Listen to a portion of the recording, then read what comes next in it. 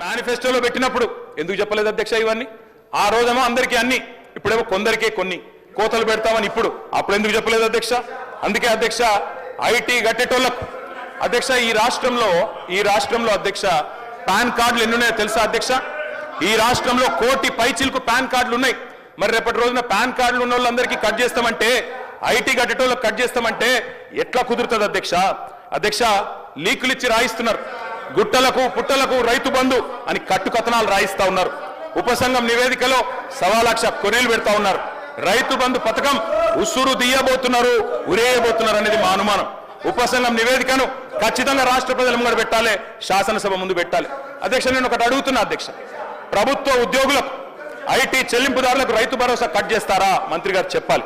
ప్రభుత్వ ఉద్యోగులకు భూమికున్న బంధాన్ని తెంపేస్తారా? వాళ్ళు రైతు బిడ్డలు కాదా? వాళ్ళు భూమిపుత్రులు కాదా? రైతు బిడ్డ ఉద్యోగి అయితే వారికి కటింగ్ పెడతారా? తప్పకుండా చెప్పాలి. తరతరాలుగా సాగుతున్న భూమిని సాగు చేస్తున్న వ్యవసాయాన్ని మరి వ్యాపారంగా చూస్తారా అని అడుగుతా ఉన్నా అధ్యక్ష ఈ రోజుల్లో ఉన్న రుణ వ్యవస్థ ప్రకారం, అర్హతల ప్రకారం గ్రామాల్లో కూడా ఐటీ చెల్లింపులు చేస్తున్న వాళ్ళు ఉన్నారు, పాన్ కార్డులు ఉన్న వాళ్ళు ఉన్నారు, రైతన్నలకు కూడా పాన్ కార్డులు ఉన్నాయి. పాన్ కార్డు ప్రాతిపదికగా తీసుకుంటే వాళ్ళందరికీ కూడా రైతు బంధు కట్టయ్యే ప్రమాదం ఉందని వారు భయపడుతూ ఉన్నారు. ఖజానాలో సొమ్మంతా కర్షకుడే మింగేసినట్టు గోరంతలు కొండంతలు చేసి ప్రాపగాండ చేస్తా ఉన్నారు. ఇది మంచిది కాదు అధ్యక్ష. ఒక పక్కనేమో దేశంలో